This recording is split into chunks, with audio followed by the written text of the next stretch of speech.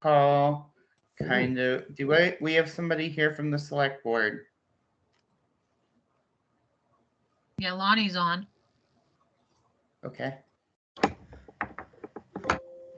And Kim is on. Okay, awesome. Do we have somebody from Finance Committee? Nope. Or that can speak to Finance Committee? Hopefully Kim.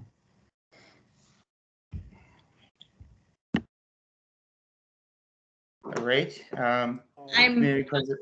wrestling with my dog. Sorry. Yeah, I can speak to all the articles. Awesome, awesome.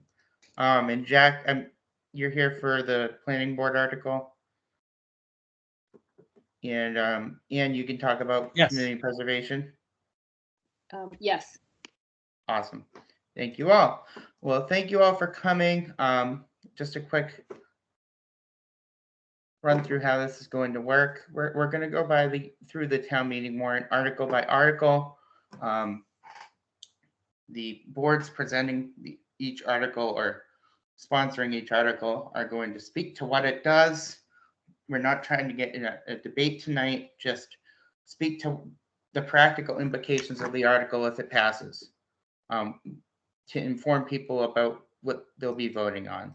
Then we're going to open the floor to questions for each article, based around the topic of what the article does, what it might impact it might have. We're going to do that for each article until we reach the end, and I'll step in to make sure it happens in a nice, timely manner. All right. So thanks again. So I'm going to start with Article 1. Kim, do you want to talk about that one? Sure. Article 1 is bills of a prior year. How much detail do you want me to go into it? Well, just what is, if I vote yes, what does that do? Any bill that's received after July 15th of the previous fiscal year needs to be approved at an STM as a bill of a prior year. We frequently have some bills that come in late or just got misplaced at the end of the year. In particular, one of the larger bills we have this year is related to actual work that was done at the very end of the fiscal year and we weren't billed in time. So it's, if we were doing a consent calendar, it would sort of be on that. Awesome. So consent calendar basically means we're going to put several items up for a vote at once. As long as nobody has any issues with it, it passes that way. If nobody says no, nobody has an objection, then it's just going to pass. It's done correctly. It should be nice and easy and quick, but we'll find out. About how much money is that article going to entail, Kim? Roughly. It's about $8,000. Okay, so not much. All right. Article 2, looks like we have several financial items. What's that going to be for? Or why are we transferring them now? So there's only two mechanisms really for transferring money during the year, except outside of an emergency. One of them is in the last 90 days of the fiscal year. The other is at a town meeting because it has to be approved by the town. This article represents 2% COLAs given to non-union employees and also the 2% COLAs that were agreed to contractually for other employees. I just want to say really quick, if you do have a question, if you could use the raise hand feature that's located right next to the little chat bubble, we'll call on you to get your question answered for you. Also, Dan has linked to some supporting documents for the warrant. If you want to look through those during the presentation, should provide some insight. Any questions about Article 2? Article 3? Article 3, if approved tomorrow night at the Board of Selectmen's meeting would be to transfer money from free cash into stabilization. Stabilization is the town's savings account. Our long-range financial plan recommends that we target about 5% of our previous year's operating budget. So in our case, that's about just under 1.2 million. This amount would put us about 1.4. Now, sorry, we have a question. What's the total for Article 2?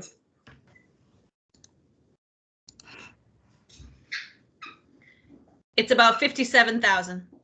Okay, thank you.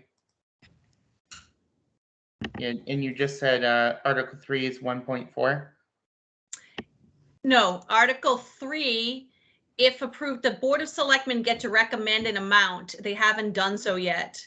That will be Okay. at tomorrow night's meeting. Depending on what they approve, right now I've been recommending about $250,000. If they were to approve that amount, it'd put us just under 1.4. Got you. Okay. Thank you. Any questions on that? No, moving on. Article 4.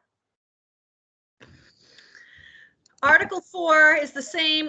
A capital expense account is a savings account that's created in order to pay for purchases over $25,000 with a calendar life of over 5 years. We currently have a general bylaw that caps the amount that we can put in an annual fiscal year to $100,000. So my recommendation is going to be that we put $100,000 in there and that we change that bylaw in May. Our target for that is because of such a our target is $650,000 and we currently have less than 300,000 in there. So even after this transfer, we'll still be short 250,000 from target. Awesome. Okay, and like this one, it's the select board needs to recommend an amount, correct? Just like the last one, and we haven't done so yet. Correct, and the reason that it hasn't been done, sorry, my dog's doing so, is because free cash was just certified last week, and this is the first meeting post that happening of the Board of Selectmen before the STM. Okay, thank you. Any questions? Okay, since I see none, I'm moving on. Okay, so Article 6 is skipped over one. Article 5 is about OPEB. What is OPEB? OPEB stands for Other Post-Employment Benefits. It's a target of our overall liabilities that the town has based upon previous benefits given to employees and current projection of benefits due in retirement to employees. Right now, our current deficit is approximately $6 million. So obviously, we're never going to reach that amount. So each year, as a sign of good faith and to maintain our bond rating, we put a small amount, what we can afford, towards OPEB to show that we are making progress towards that goal. Okay, awesome. And about how much money is that this time around? It's about, my recommendation is $25,000. And like the last couple, the select board has to make that recommended amount. Yeah. And can we just assume going forward that's going to be every article dealing with money is the select board's going to be doing that? Has to recommend an actual amount? Oh, no. Okay. Oh, we My lost kids it. also just walked in the door. So no, Oh, actually, no problem. some of these articles are expenditure articles that were put by other boards or committees, and the board would not be suggesting an amount there. They are simply allowing the articles to stay on the warrant, and then the FinCom will make a recommendation in support or not and of funding source at the town meeting. Okay, thank you. All right. So Article 6 is in regards to a regional substance abuse outreach program in the Mendon area. Don't we already have one of those? This is an annual matching grant. This is our piece. That's probably why it looks familiar. So this is something we vote on every year. Okay. About how much money is it? $5,200.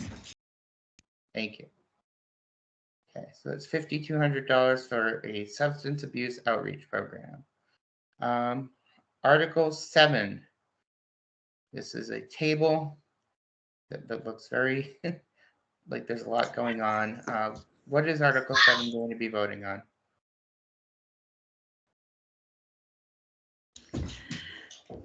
Sorry.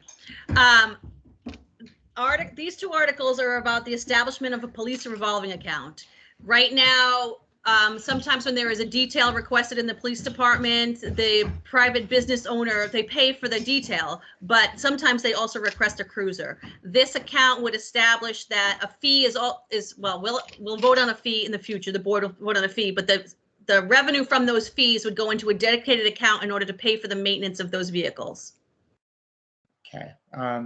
Now, The next one is, the cap is 15,000. now is that something that needs to be voted on every year? The limit will need to be voted on every year, Gotcha. not So the this establishment of the account. this account doesn't exist yet. Correct. Okay. Thank you. So Article 7 and 8 are for a police revolving account. Article 8 is to set the limit at $15,000 for the year. Now, Article 9, town clerk salary. Do you want me to speak to that one, Tom? Yes. Okay. So, back in 2020, the town passed, I think it's MGL 41, section 19K, which gives the town clerk $1,000 compensation when they receive their certification, which I did in September. I received my certified Massachusetts municipal clerk. So this is just because it was not part of our original budget. And this year we have to vote to give me that money. And then it will be in the regular budget ongoing. Okay. And then how much is that going to? 1,000. 1,000. 1,000 for certification. Any questions on that? Nothing. Okay, moving on. Article 10, I think, is also a It town is clerk also item. yes. So much to my dismay, when we got our results for the 2020 census, Mendon was 23 people over the limit for one precinct. So we have to go to 2 precincts. And that involves buying new voting equipment because each precinct has to have dedicated voting equipment. We will still stay at Misco School, everybody will, but I'll need to buy stanchions and signage, etc., to make sure that we have 2 separate distinct precincts. It'll also include, I have to do a mailing to all the people that are ending up in precinct 2. If you don't get a mailing, you're in precinct 1. And there'll be a little bit of a learning curve, so I'll have extra staff for the May election is in the current budget, so part of this money would pay for that extra staff for that one election. The following elections will all be in the 2023 budget. And what's the amount that's going to cost? The suggested amount is 12,000. Anything I don't use will go back in. Okay. All right, thank you. Any questions?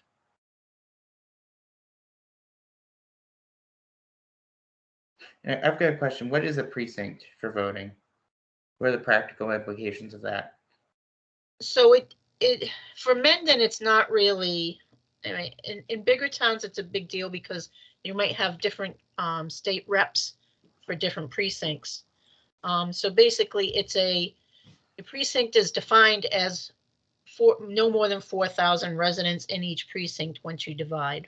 Now, it doesn't make sense because the limit was 6,200, but it's just a voting entity. So, Gotcha. Thank you. Okay, Article 11, wireless dialers for fire alarms. I see, was Bill Kessler on here earlier? Yeah, he was. Is he gone now? I think Lonnie might be able to answer this one. Lonnie, would you be able to speak to this? Or is he still on the Zoom? No, I'm good. Yeah, Okay, cool. I can speak to this. So this was to upgrade wireless dialers.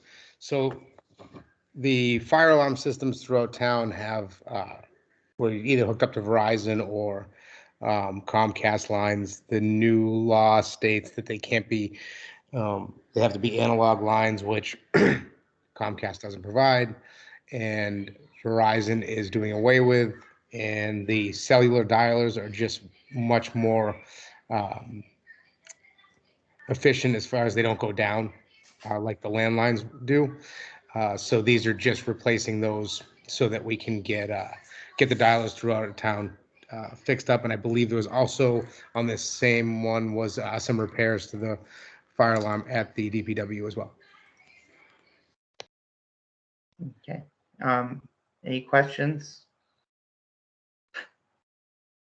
Lonnie, is this, what's the amount of money that this is going to cost? One sec.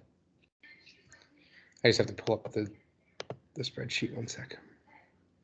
Thank you.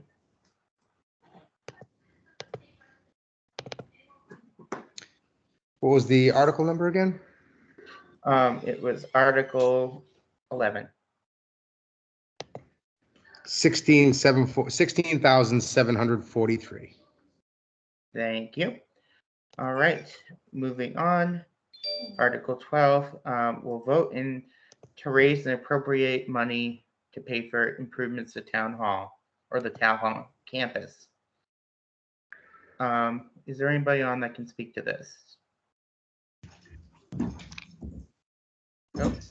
I can speak to it. We put it on as a placeholder. My recommendation tomorrow is that we pass over it, but the board has yet to discuss it. Okay. So there's no amount of money attached to it because there's no recommended amount, correct? Okay. Thank you. Any questions about that? Okay. Oh. Okay. No questions. I'm moving on to Article 13, CPA. Ann, you're on. Would you be able to speak to that really quick? Yeah, we're going to pass over this because we voted this at the annual town meeting, and we'll bring it up at the next annual town meeting. Okay. So no recommended amount for that because it's being passed over. Any questions? All right, Article 14, I'm actually going to pass it over to Jack Hunter. Would you be able to speak to this one? I can. As you all know, back in the spring of last year or this year, the selectmen had asked me to write a bylaw of mixed use content for the property at North and Milford Street. And I thought we did a pretty good job at it. We worked hard. We worked with a lot of committees, a lot of people, and we've come up with a mixed use bylaw that has a lot of safeguards in it, and it allows for over 55 residential with a small commercial component. Remembering that the site is limited because there's no water and sewer, we're probably talking about 100 bedrooms, maybe a little more, and maybe 10,000 square feet of commercial. Unfortunately, as you all know, it did not pass town meeting, but because the planning board did recommend to approve it, we are moving forward again at the selectmen's request to move forward with this. I haven't changed a thing to the bylaw. I kind of wish I did change a few things in hindsight, but it is what it is. Nothing drastic. I've talked to a lot of people about this, a lot of board members, a lot of town officials. Last night, I'm pleased to say that the planning board held a public hearing as required by Chapter 40A, and they recommended unanimously for its approval.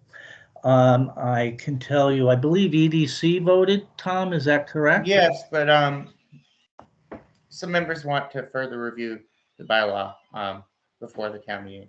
But they did vote to approve it and support it.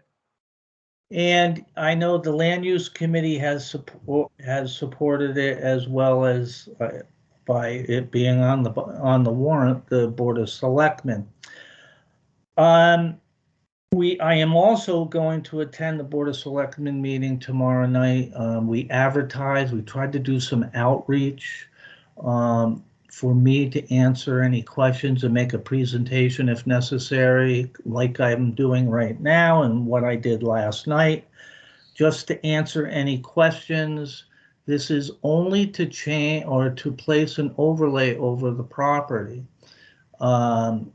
If it passes and the selectmen choose to go out to bid, then any bid that they accept would then have to go back to town meeting, preferably in the spring, to see if the town wishes to sell it for whatever price the selectmen have accepted and whatever design they have. Then if we get through all that, then they have to go through the permitting process with the planning board, which I think has a lot of safeguards in it, so that we're going to get a really nice development there for over 55. And I think it's obviously the town will get the proceeds from the sale of the property, but you'll have taxes on the property, which you haven't had in a long time. So that's my little presentation. Thank you. So what I'm gathering is this is a zoning bylaw change, correct? Yes, Which means it will need to pass town meeting by 2/3. that is correct. And this isn't actually going to make the property into anything. It's not selling it. It's just changing the zoning of those specific parcels. Correct. Okay, thank you. Do we have any questions? And I just want to put out there, but before we have any questions, actually, the EDC did vote to support this, but I recused myself from those votes and discussions. Oh, Just good. to put it all out there. So I think Derek Kersey had his hand up first. Derek? Sure. Would you like to speak? Oh, where is this overlay? Hi, good evening, Derek Kurz, Oh, 153 Hartford Ave East. It doesn't say the address for the overlay in the article? In the full text of the bylaw, the address is outlined, and it is. Well, it's Dan just posted a map to the chat. Yeah, it's 3 North and 6 Milford. It's the corner of North and Milford. Okay, thank you. Okay. And then we have a question from Liana Moore. Hi, yeah, just to follow up on something you had just said where that it changes the zoning. A clarification on that, when you say it changes the zoning, it doesn't change the underlying zoning and permitted use of the No. property, it just adds an overlay for another accepted use, right? Correct, and Correct. only that use. So in other words, it's single family right now, rural residential. That will stay. So Yeah. anybody could do anything they want on that property, including the town, as long as it meets the guidelines of rural residential. But now, if this passes, they'll have the opportunity of applying to the planning board under this bylaw for these other uses. Right, Only okay, on this property. Yeah, that makes a ton of sense. And I was at the last meeting where this bylaw came up, and I think there was some confusion around that. I think people thought it was a foregone conclusion that it was going to be 55 and older. And I think, as you mentioned, there's still a lot of process to go, even if there was a bid for it. And also, if there was a bid for whatever it is currently zoned for, that would be considered by the town as well. It's just you're opening up more opportunities to develop it, to include it. So you might want to make that clear at the town meeting.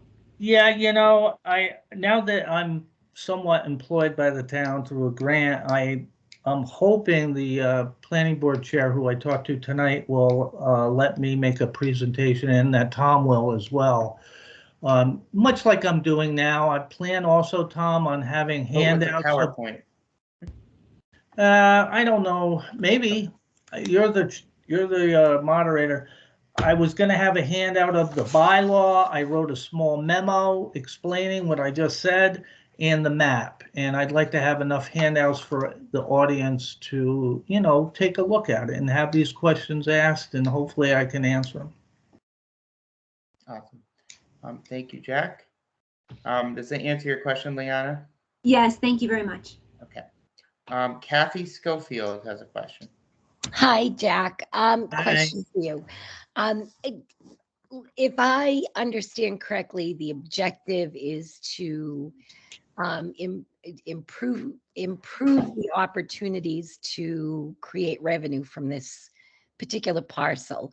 But I was curious to know if any other parcels or areas had been looked at in preparing to make this proposal, in terms of, 55 plus housing. And is there a particular reason that we stuck to that area, or could it be proposed for another spot if it falls through for this?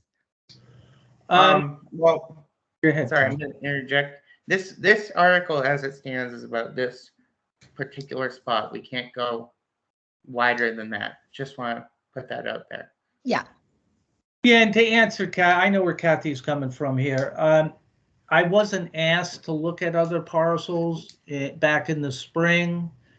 I think it's actually, I really like this bylaw, not just because I wrote it, but I've had peers look at it, and it's really a very good bylaw to get the kind of healthy development you want, something the town can be proud of architecturally and provide a need, which I'm told over and over again about over 55.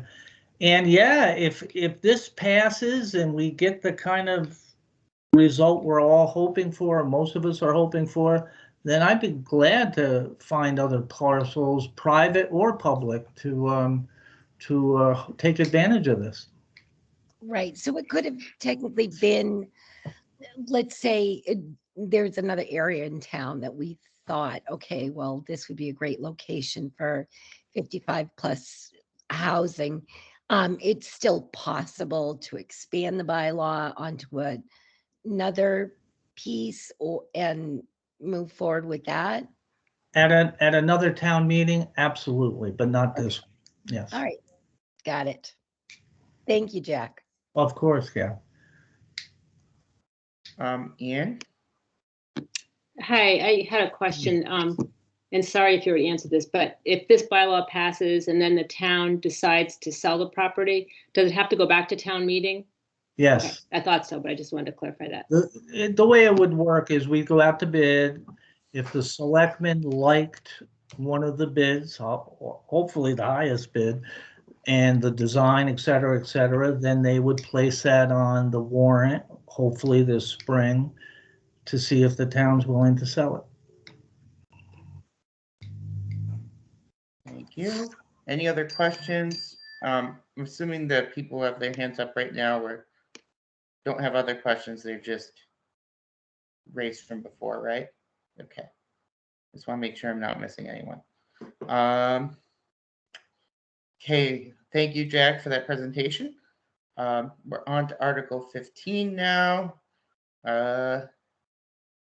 Community preservation, and I think Dan is gonna answer, talk to these next two. Dan Byer, you have the floor, sir. Sorry, is that me? That is you. I'm which article is this? 16? 15, Give me a second. I get, the Historic Society. Okay, so Article 15 is asking for some additional funds for archival storage materials for the Historic Society. They previously, I believe, requested 500 and have expended that. They're basically, it's just $3,000. What they're doing is going through all their stuff, and as they go through it, they're identifying items that need preservation and then coming back to CPC with requests for specific things as needed. So that's basically that one.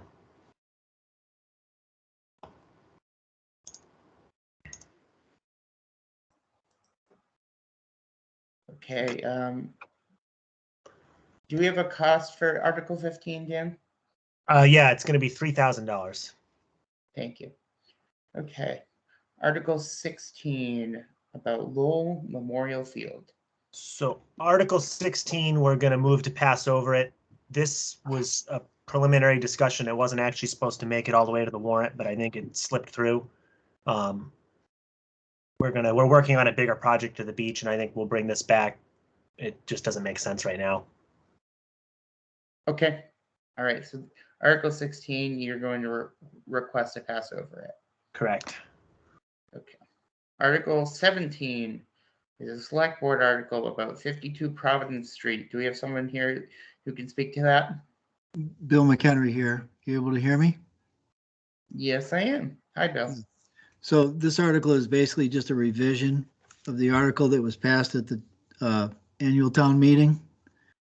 The annual town meeting article designated disposition of the housing parcel by lease only. And subsequently, we learned that the DEP would not approve our proposed public water supply permit unless the 3 acres for the housing project are sold, along with 19 acres for the water supply itself. So basically what we're doing is we're adding 19 acres, which will still be open space and under a conservation restriction and still restricted to CPA purposes only. And we're changing lease to sell. There's more of an explanation, but that's the simplest way of saying it. Okay, so basically you're changing your affordable housing plan from just Mendon being the landlord to actually selling affordable housing units. Right. It actually should have really no other, matter of fact, it might actually have more beneficial impacts because now we can use the value of the land as more of a potentially a bargaining tool and maybe even sell it for some money instead of leasing it for next to nothing. But I wouldn't get into that on the floor, but that's okay. It is a possibility. Is there a cost should be no associated with this, negative Bill? effects. Sorry, Tom, say again. Is there a cost associated with this? No. Okay, thank you. Any questions on that?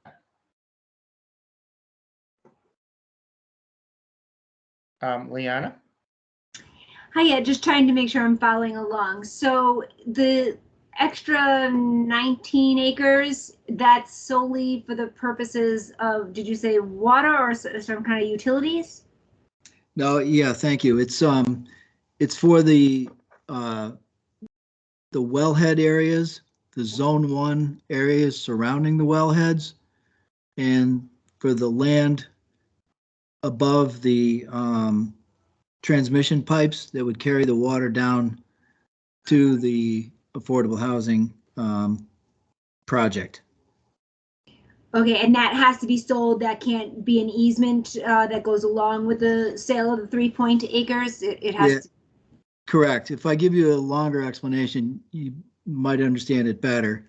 DEP looks at, it's really interesting because we're talking about water supply, but DEP is also looking at aggregated wastewater discharge flows, and they see all of our town properties down near 52 Providence, meaning the Clough Septic System, the Senior Center, the Highway Department, and this proposed housing development. They see that as all contiguous properties, and they don't basically there's a rule in place that they would aggregate those flows. And if they do, then they say, well, that goes over your daily limit for discharge and you'll have to build a wastewater treatment facility. The reason for that is because developers could use that as a loophole to do phase 1, phase 2, phase 3, and never have to deal with water treatment centers by just simply phasing their projects. Hopefully that makes sense. So even though sorry to interrupt. So even though DEP, they know that we're planning on selling it now and just basically disrupting the contiguousness, if that's a word, of all these parcels. And they understand that, that's basically, it's not a way to skirt around the restrictions. It's a legitimate change to make so that it doesn't trigger the requirement. So does that mean that that wouldn't impact our needs for the highway barn or the senior center to discharge the way we need to? It's just that it breaks that contiguousness. I'll use your word because I do think that's a word, even though it feels wrong. Yeah. It just breaks that so that you don't have to build a wastewater treatment plant. That's correct. And also for the senior center, if they were to expand, it actually opens up a little bit of capacity for them. We know what their expected flows would be. They would have to do the calculation of whether their discharge would trigger that same requirement. But I would say at the moment, it's unlikely. Someone had their hand up to ask whether this 19 acres could be developed or used in some other capacity. And the answer is no. It's going to be open space, just as we had planned before. It's going to be open space, have a conservation restriction on it, and still restricted to the CPA purposes that are required because we purchased that land with CPA money.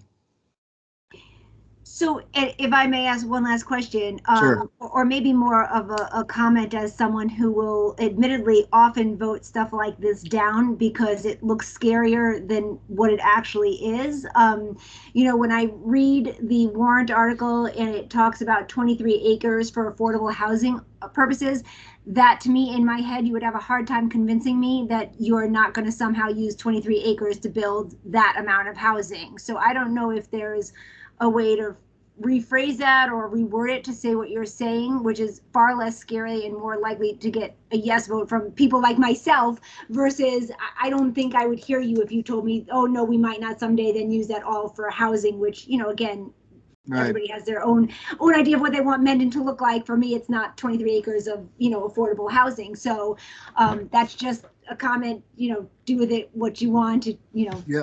No, your point is not only well taken, but we thought of that because when you're publishing a warrant in the newspaper, you're kind of flagging a question like that.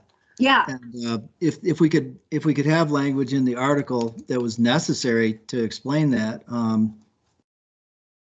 we did discuss whether that could be included somehow. Can I make a comment? Please. Yeah, so I think the motion, as long as it's within the confines of what the article suggests, can be more restrictive. I see. So you could further refine this. Instead of saying for affordable housing purposes, you could say for utilities to serve affordable housing purposes or something, again, I'm not suggesting that's the right phraseology, but because it would be within the scope of what right. As long as it doesn't create wider scope, it can be further refined at town meeting. Yeah. Okay. Thank you. Just so we're clear. Okay. Do we have any other questions on that article? I guess I'll follow up with all of you later to figure out exactly how we do that, whether we just do that on the floor but thank you very much. Yeah, you're welcome. Article 18. Tom, there's a hand up. Is that Oh, related? That's Mike Morale. Yeah, I guess my only question is, do we really need to change the motion?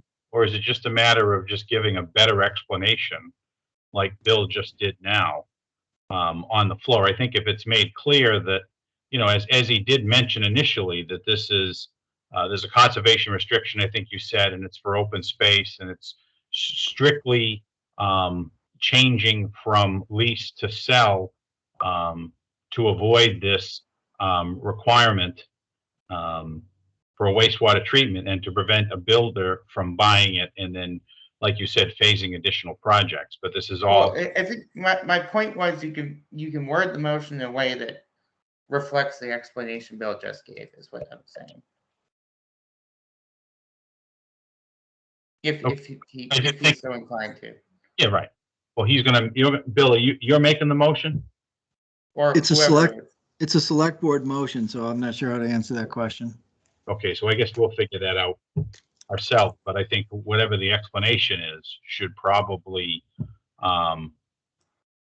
you know, be sufficient, particularly where, like Dan said, and you mentioned, there is a conservation restriction, and just so everybody understands what that means, I think that will suffice so that anybody's fears about some kind of further development, you know, should be assuaged. That's all. Well, to Leanna's point, housing is also a CPA purpose, but it wouldn't happen at that location. It's not suitable for housing, but there's no way any additional housing is going to be developed in terms of this project.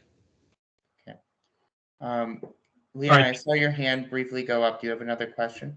Yeah, I was just going to respond to Mike, and Bill kind of covered it already. I think, you know, even with the best intent and the great explanation that Bill gave, which is very convincing to me, and I have no reason not to believe Bill, I can tell you from experience, you know, having been on the zoning committee eons ago, and also just as having attended these meetings and knowing myself, you know, how I tend to vote, you know, I think you do risk, if you don't make it clear in the article, that you will lose some people just because no matter how much you try to convince them that you're only going to do X, Y, or Z with it, they will still read that to say 23 acres of affordable housing. So again, do what you may. I was just responding to Mike about not having to change it and just sufficing with a good explanation. Right, and it's all in the wording. Right, so, yeah. Any other questions on this article? Because we are an hour in and we still have a few left. Okay. I'm going to move on to the next one then. Just make sure. Okay, Article 18 about Morrison Drive. Is there somebody who wants to talk to this, speak to this one? Jack, is this something you would speak to? I can, maybe Ann can help though. I had the pleasure of going out to Morrison Drive on the town-owned property with Ann and Kathy Schofield. And essentially we were trying to find the path of least resistance, I think, to the open space property that the town now owns or is open space through the Applewood development. And it was harder than one would think because of wetlands, because of some pretty steep berms. And so to really understand where the property ends and where it begins and what's ours and what isn't ours, I suggested if there was monies available to have the property surveyed. Now that will serve many purposes. It would help the open space be accessible, again, through the path of least resistance. But regardless of what the town has in store for the property in the back in the future, whether they want to keep it for something or whether they want to sell it or whatever, it doesn't matter. You'll have a survey, and that's very valuable for whatever proposed future use is. Okay. Do we have any questions on this one? Seems pretty self-explanatory to me. What's the cost on this one? Does anyone have that? Yeah, it'll be around 3,000. 3,000? Yeah. Okay, thank you. All right. Article 19, Kinsley Lane. Do we have anyone that can speak to this? Yeah, I can. Lonnie? Yeah, so we're likely to pass over this at this point, maybe bring it at a later meeting. Still some questions that had come up that we're still looking at. This would be setting Kinsley Lane and Hill Street, trying to get them as accepted roads in Mendon. Right now, they're considered private roads, but are in pretty disrepair. I got a town council that sent an email over today, so we need to get with them a little bit, but likely pass it over at this meeting and gather some more information and bring it forward another one. Okay. Do we have any questions? It sounds like this one's going to be passed over. So, all right. Moving on to Article 20. Tax title. I think I saw Jody Kersey on here earlier. I don't know if she's still here. Okay. Well, is there anyone here that can speak to this that is employed by the town of Mendon, or otherwise I can? Okay. So, is there anybody here from the select board that wants to speak about this one? Okay. Well, I can, well, what I would, haven't talked to Jody about it, and I'm sure Kim, or maybe Lon correct me, was that to explain it simply, it's just, this is a way to accept this general bylaw, which gives the treasurer collector's office the ability to make an agreement with people who are delinquent on their taxes. It's apparently right now, things are very inflexible, and this adopting this bylaw, Mass General Law, Chapter 60, Section 62A, allows the treasurer to make specific agreements. And I think what she told me was right now they make an agreement if the person doesn't stick to the agreement, there's really limited things that she can do, if anything. And this would give her the ability to make them stick to the agreement or take other actions. That's the way it was explained to me. okay. Ellen, Agra? Yes, this is just a little amendment that's going to have to happen in the motion because it is not a bylaw change. It is accepting an MGL. So Jody didn't know that when this warrant, this was written. So it's not amending Mendon's general bylaws. It's accepting an MGL.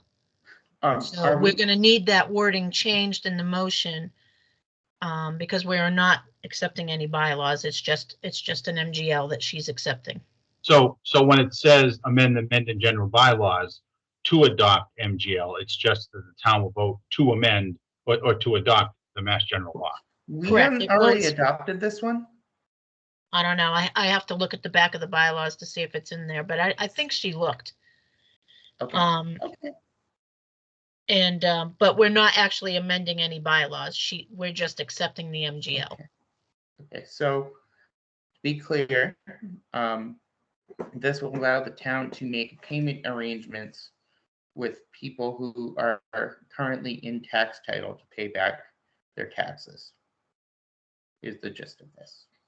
As of right now, our hands are tied and we really don't have the ability to do that.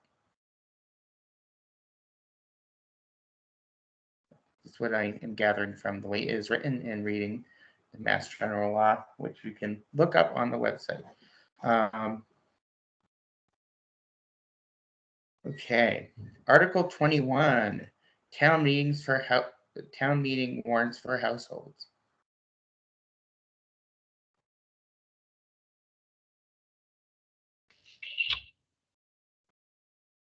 The way this was explained to me, that we've done this before, tried this before, it's just a way to save trees. You know, everything is online these days, and you know, we have to send an awful lot of paper and mail it out in the town crier, or send it out in the town crier and or mail it, which really you know, cuts down on the timelines and flexibility for us to get things out. We still have a special deadline of when House can before the meeting to release it. But if the townspeople vote this, it'll save some trees and allow us to provide it to everybody electronically, meaning it would be posted online rather than having the requirement of sending a hard copy to everybody's house through the paper or other means.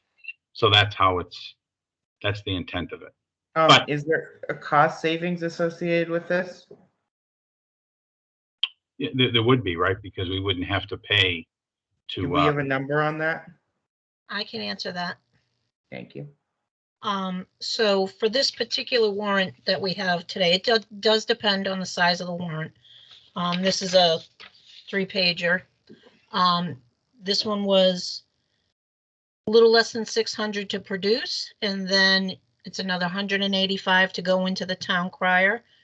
Multiply that by twice a year, and if there's like this year we had 3 warrants.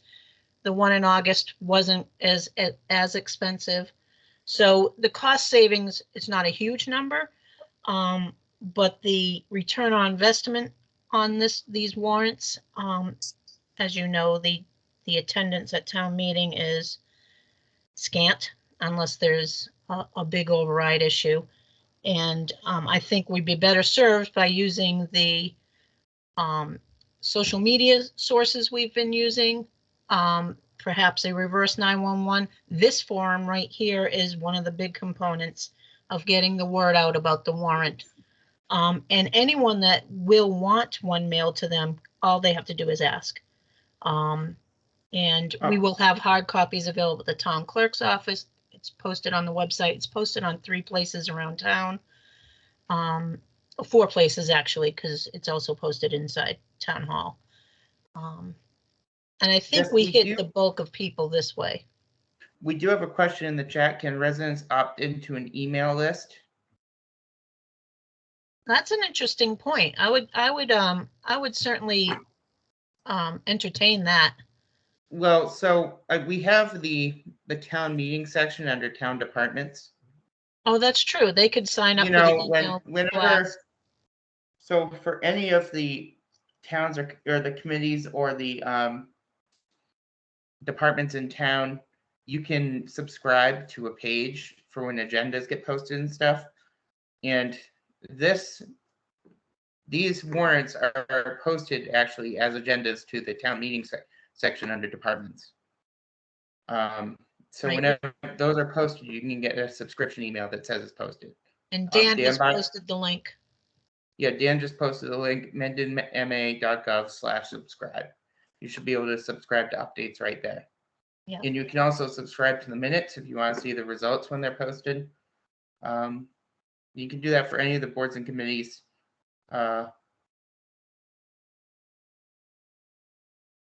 Boards and committees to subscribe. Derek, you're saying you welcome this info be sent in a future direct delivery to all residents? It already is. Hi, yes, currently it is, but the article is asking that it no longer be done unless people request it or go to visit town hall, or as I just found out, you can subscribe to specific updates on mendonmass.gov. I think it'll be more restrictive. There'll be less participation by doing this. I understand there's a cost savings. Everybody likes a cost savings, but I think more participation is always welcome.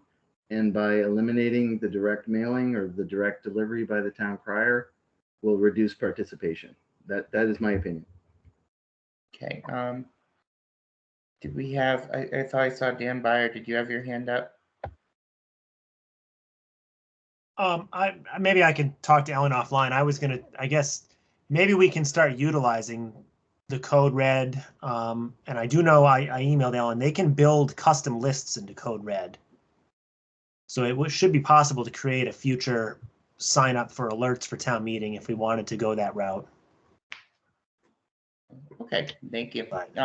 Kathy? Put my hand, I was muted. I would also share the same concerns that Derek has, but if we can do I mean, what percentage of the population can we reach out to through Code Red and Reverse 911? And, I mean, I would be totally game for this, and I understand, exactly why it's, it's a good thing. So, And, sorry, can I just interject for a second? yeah, I just want to speak to the purpose of this meeting is to talk about the practical implications of what each article will do. I'm trying to limit the back and forth on opinions about the articles. got ya. Certainly say this all next week during town meeting. Yeah, all right. Yeah, whatever reassurances that more people can, that we can get people ready for this, the better. Yep. So we had the presentation of why and what it will do. So I'm going to keep it at that. If anybody has any questions about the process or what the article will do or costs or anything like that, do you have a question? Okay, moving on. Article 22 is about the election of select board members. Do we have anybody to speak to this one? I can do it. Nope. Kim, Right. Just get the. thank you. Okay, so the board has put forward, after much discussion at a couple of meetings, discussed the process that was passed by citizens petition at the last special town meeting. Once that was passed, we did a thorough review, and there seemed to be some confusion about process, meaning how people were elected. So after some discussion of the board, they are proposing an alternative to what was passed by citizens petition. Right now, a person that there are 3 open seats and the top vote getter gets the 3 years, and the second and the last person gets the 1-year term. We're proposing something that looks like you run for each individual seat. The idea being that you pull papers for the seat you want to run for and run a campaign based upon that seat. The thought being that, particularly with the 1-year spot, more people who may be intimidated to participate or want to try being on the board, or, we want to try to get as many people engaged as possible who are serious about being on the board, not just fill seats with potentially just, people who threw their name just for whatever reason. So the hope, this keeps the number the same, keeps the start of when it would take place the same. It just changes the way in which the seats are filled. Yeah. So just to be clear, this doesn't change the amount of select board members as voted in that article, just the election process. Correct. It just basically makes a candidate have to pull papers for which seat they'd like to have. Okay. Kim explained it perfectly. It's rather than all 3, it's just you can pick your poison. 1-year term, 2-year term, a 3-year term. Okay. Do we have any questions about this article? Okay, if we have none, I am moving on. Almost there, guys. Article 23, demolition delay bylaw. Do we have anybody that can speak to this? Kathy Schofield or Dan Byer? I can just the real basic overview. Article 23 is looking to amend the current demolition delay bylaw. And there's kind of a laundry list of changes. The complete draft is available, and I will try and find the link and repost it. Dan, what's the demolition delay bylaw? So the demolition delay bylaw is essentially any proposed demolition has to come before the Historic Commission to be reviewed. And the intent is to basically stop and make a determination if the property is or is not historically significant. And there's a whole process outlined in the bylaw. I'd have to pull up, I have more thing I wrote up for the meeting. Sorry, give me 1 second. Here we go. Nope. sorry, I don't have anything written up yet. So basically, yeah, the purpose of the bylaw is to protect and preserve historic buildings and structures in the town, and basically create a mechanism to kind of review before they just get bulldozed into oblivion. I think, some of the, so there's a couple things we're trying to clean up the bylaw. Right now, any demolition has to come to the commission. So if you want to take down your pool shed, you got to come to the commission. We're proposing an amendment to exempt anything less than 50 years, so they don't even have to go. We're also cleaning up some of the timelines. There is one larger change being proposed. We are proposing changing the possible delay from, it's currently up to 6 months, and we're proposing changing it to 9 months, which is more in line with what a lot of other towns are doing. It gives us a little bit more time. So I think, and maybe Kathy can explain better, the actual delay period only comes into effect if there's a hearing. So the commission looks at the property and they look at it, they say it's not worth saving, it's done. If it's actually significant, then there's a hearing, and then the commission can decide to put a delay to try and find alternatives.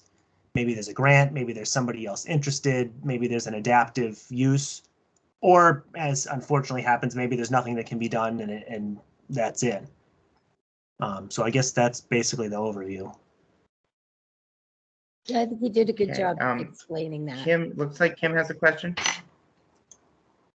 Right, I just wanted to Kim? add that town council has recommended that we pass over this article for this meeting. It's not ready to go, and that we should look at it again in the spring. I have the notes there from last week. So So the board, Okay, if you could share that, that would be most appreciated. yeah, All right, since this is coming from the select board, does that mean that the select board is going to be, or is going to be recommending that be passed over? I'll let you know after tomorrow's meeting. Are you recommending to the select board to request it be passed over? I would definitely, if council says that it's not ready to go, then I wouldn't put something forward on the floor that's not ready. Yeah, so Okay. if I may, sorry, if there's, Yep. I don't know if there's time that maybe they could get together I don't know if you guys have a meeting planned ahead of time.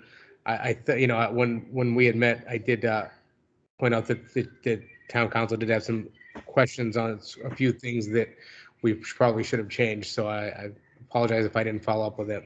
Maybe it's my fault. So I apologize. I just want to make clear I'm on the historic commission, but I recuse myself from any discussion regarding this due to my role as moderator. Just want to put that out in the open. Kathy Schofield looks like it has her hand raised. And Kim, is your hand still raised from the last, or? Okay. Kathy? yeah. So this is all happening live time here. Could we please have the information that town council has shared and the recommendations as to why it's not considered complete? Who has that information? Is it you, Lonnie, or Kim? Sorry. I don't have the information except that what we discussed at your meetings when I mentioned the items that she had, that council had an issue with. It had to do with, you know what? Why don't you and I, Kathy, can you and I have a conversation offline, not to delay this any further? I just want to say, council has over 20 different comments and recommendations on the current bylaw as it stands. I don't know if it's gonna be possible to adopt it in that time, but the board could add it tomorrow for review since council will be present. Yeah, whatever we can do to get access to that information would be really helpful. All right. Good. So we had a question in the chat about penalties, which was answered by Dan. It's involved, so I don't really want to read it out loud. It's in the chat if anybody wants to read it, but it looks like it's going to be 300. The question was penalties about violation, and it looks like $300 per day. You can read the whole Tom, thing in there. Yeah. I would just add, that's from the original bylaw. And the only thing that's being changed in the new draft is the last sentence. But again, the full draft is online. But it sounds like this might get passed over, so. Right, well, that's right. Separate discussion. So if it doesn't, that information is there. Do we have any other questions about this? Okay, if not, I'm moving on. Article 24, Amadon Road. Anybody that can speak to this one? Yeah, I can if you want, Tom. Sure. The planning board, this has been on the planning board agenda for the last 2 meetings, and our peer engineer, the town's peer engineer, Jeff Walsh, has recommended that this not be adopted. This road and the next article, those roads are not ready to be accepted. Okay, so there's going to be a request to pass these over. It looks like this is coming from the select board, so Kim, is Yeah, this something on the that's a select board agenda? recommendation, obviously, but Okay, I'd strongly advise you not take a road that's not ready. gotcha. Okay. And that's for 24 and 25, which is Puffer Drive. Correct. Okay, I think that brings us to the end of the warrant. Woo! Now let's do that in this fast of time during the real thing, guys. How about that? I think it might take a little longer. We'll see. I'll see you all tomorrow night. All right. Do we have any questions about the general meeting at all? Process, that sort of thing, and be happy to answer them. So just so we're clear, this is going to be next Wednesday, the 17th, a week and a day, at 7 p.m. at Misco Hill Auditorium. Masks are going to be suggested. And there is also going to be childcare services available by National Honor Society. We're still working out the details of that, but we do know they will be available. And also it will be recorded, as will, this meeting has been recorded. This will be on YouTube for review by the public before the meeting. Get out, make sure you vote, and we'd love to see as many people as possible at Mendon's town meeting. Thank you very much and have a great night. Bye now. Thanks. And Thanks, Tom. Dan, could you send me the recording later?